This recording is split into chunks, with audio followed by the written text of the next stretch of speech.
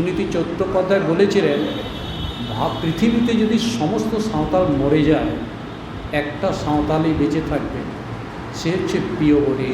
জাতীয় অধ্যাপক সুনীতি চট্টোপাধ্যায় তিনি বলেছিলেন, বাংলা ভাষা সমৃদ্ধি হয়েছে, সাঁওতালি ভাষা থেকে 60% শব্দ নেওয়া হয়েছে। আমি 22 তরফ খান কথা ᱫᱚ ᱦᱩᱭᱩᱜ ᱠᱟᱱᱟ, ᱡᱚᱛᱚ ᱦᱚᱲ ᱜᱮᱵᱚᱱ ᱞᱟᱹᱭ ᱠᱮᱫᱟ ᱡᱮ ᱥᱟᱦᱤᱛᱛᱚ ᱵᱮᱜᱚᱨ ᱢᱤᱫᱴᱟᱝ ᱡᱟᱹᱛᱤ ᱛᱤᱥ ᱦᱚᱸ ᱵᱟᱭ ᱞᱟᱦᱟ ᱫᱟᱲᱮᱭᱟᱜᱼᱟ।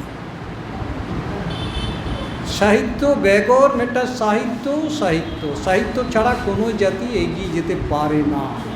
যে জাতির নিজস্ব ভাষা নেই, সংস্কৃতি নেই, ধর্ম নেই, সেই জাতি বড়ই দুর্ভাগ্য। এটা আশুতোষ মুখোপাধ্যায় বলে দিয়ে গেছে। তো আমরা আজকে এই সাঁওতালি ভাষাতেই বলছি। আমরা সেই জন্য আমি যে সমস্ত অতিথিবৃন্দগণ আছেন সবাইকে আমার নমস্কার, প্রীতি, শুভেচ্ছা এবং জোহার জানিয়ে আমি শেষ লগ্নে আমরা এসে গেছি। আজকের যে প্রাসঙ্গিক আলোচনা ছিল সেগুলো ইতিপূর্বে আমরা সব যে সমস্ত অতিথিগুলো এসেছিল আমরা সব তাদের কাছে সব আমি সুন্দরভাবে তারা আমাদেরকে মানে সাহিত্য কী এবং সাহিত্য জিনিসটা সমাজের মধ্যে কি প্রতিফলন ঘটাতে পারে, সাহিত্য যে একেবারে খুঁটিনাটি ভিতরের ভিতরের থেকে যে সাহিত্য তো বাইরে কবিতার ছলে, গানের ছলে, গল্পের ছলে বেরিয়ে আসে সুন্দরভাবে। সমস্ত এর পূর্বে যে সমস্ত বক্তাগুলো ছিলেন, যে সমস্ত সাহিত্যিকগুলো তারা সুন্দরভাবে পরিবেশন করেছেন। এর বিশদ বিবরণ আমি যেতে চাইব না।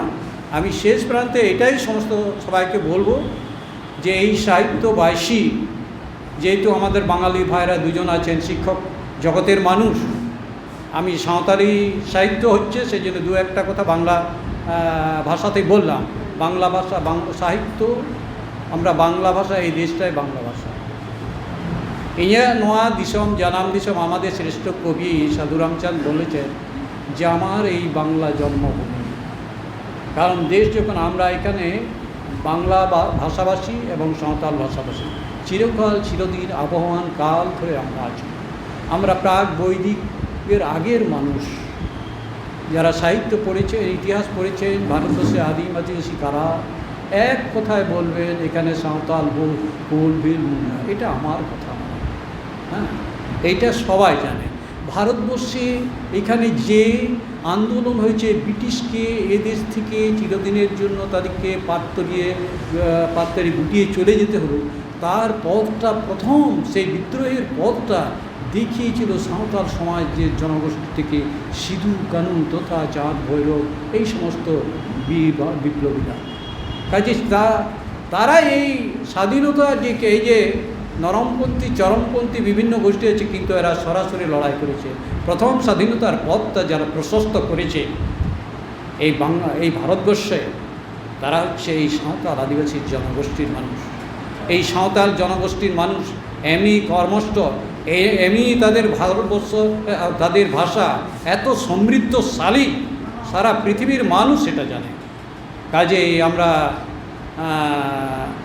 সাঁওতালি সাহিত্য যারা পড়েছেন দেখবেন ছটি বড় বড় ভলিউমে লেখা আছে, প্রিয়বরী লিখেছেন।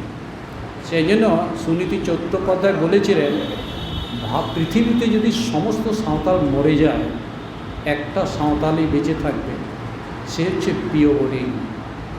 কেন বলেছিলেন, কিসের জন্য বলেছিলেন, সেই তত্ত্বটা আমাদেরকে জানতে হবে। কেন এই এত বড় কথা বলেছিলেন যিনি জাতীয় অধ্যাপক সুনীতি চট্টোপাধ্যায়, তিনি বলেছিলেন বাংলা ভাষা সমৃদ্ধি হয়েছে, সাঁওতালি ভাষা থেকে 60% শব্দ নেওয়া হয়েছে। আমি আমার কথা না, আমি একটা ভারতবর্ষের যিনি জাতীয় অধ্যাপক তার কথা আমার মুখ দিয়ে বুঝিয়ে আমি এটা বলছি। কাজেই ভাষা চিরদিন আদান প্রদানের জিনিস। আমরা পোশাকও আদান প্রদান আছে। আমি যে পোশাক পরে আছি, আমাদের নিজস্ব আদিবাসীদের আলাদা একটা পোশাক আছে।